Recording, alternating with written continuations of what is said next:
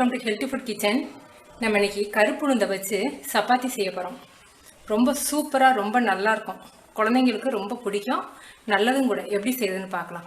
இப்போ கருப்பு உளுந்து வந்து 50 கிராம் எடுத்திருக்கேன். இதை நல்லா ரோஸ்ட் பண்ணிக்குவோம். இது வந்து கோல்டன் கலரில் செவக்கிறது நமக்கு தெரியாது. கருப்பு உளுந்தை கண்டு அந்த உளுந்து வாசத்தை வச்சு அமர்த்திடணும். கருகி போக விட்டுறாதீங்க. உளுந்து வாசம் வந்து பொரிய ஆரம்பிச்சிருச்சு, போதும், அமர்த்திடுவோம். இதை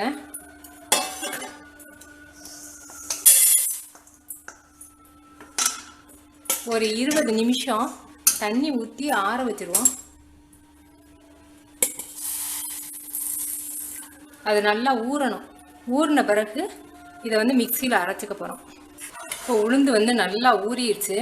கிள்ளி பார்த்தீங்கன்னா நல்லா மாவு மாதிரி கிள்ளுப்படணும். இதை வந்து நம்ம அரைச்சிக்கிட்டுருவோம். அரை மணி நேரம் ஊற வச்சுருக்கேன் உளுந்தை. கருப்பு உளுந்து அரைச்சாச்சு, நல்லா வாசமாக இருக்குது. உளுந்தை வறுத்து போட்டால் தான் வாசமாக இருக்கும், பச்சையாக போட்டுறாதீங்க. இப்போ இது வந்து கோதுமை மாவு 1 கப் எடுத்திருக்கேன், 200 கிராம் எடுத்திருக்கேன். இதில் ஒரு 1/4 டீஸ்பூன் அளவுக்கு மிளகாத்தூள், 1/4 டீஸ்பூன் மல்லித்தூள், மஞ்சத்தூள் 1 சிட்டிகை, இந்த சப்பாத்திக்கு தேவையான அளவுக்கு உப்பு,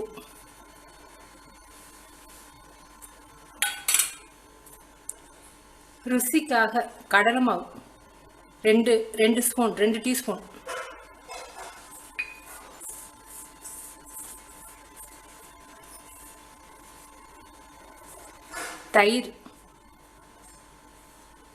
தயிர் வந்து என்கிட்ட கெட்டியாக இல்லை, 1 டேபிள் ஸ்பூன் நீங்கள் எடுத்துக்கோங்க.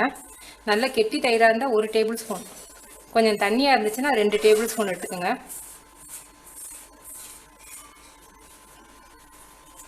இப்போ நம்ம அரைச்சி வச்சுருக்க உளுந்து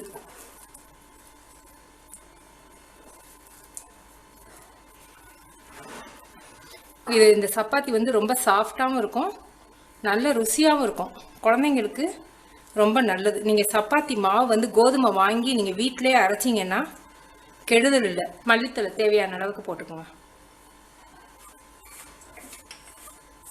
தேவையான அளவுக்கு தண்ணி ஊற்றிக்கோங்க.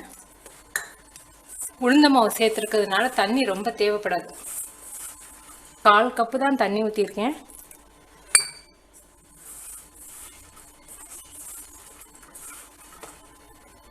இப்போ 1 ஸ்பூன் மட்டும் ஆயில் சேர்த்துக்குவோம்.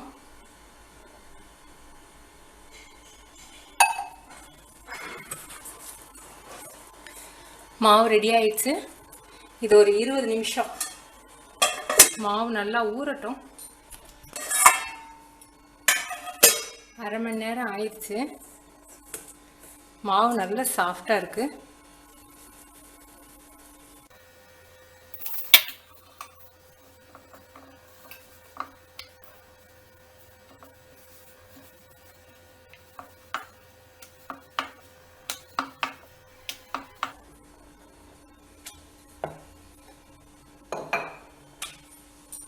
இந்த மாதிரி எல்லாத்தையும் தேய்ச்சிக்குவோம். சப்பாத்தி ரெடி, நம்ம போடலாம். இப்போ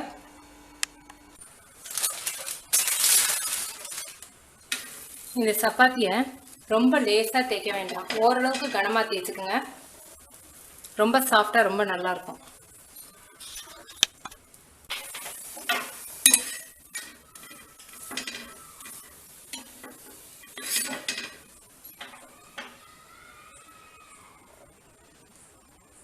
ரொம்ப சாஃப்டாக நல்லா இருக்குது. நீங்கள் செஞ்சு பார்த்துட்டு உங்கள் கமெண்ட்ஸ் எனக்கு சொல்லுங்கள். தேங்க்யூ.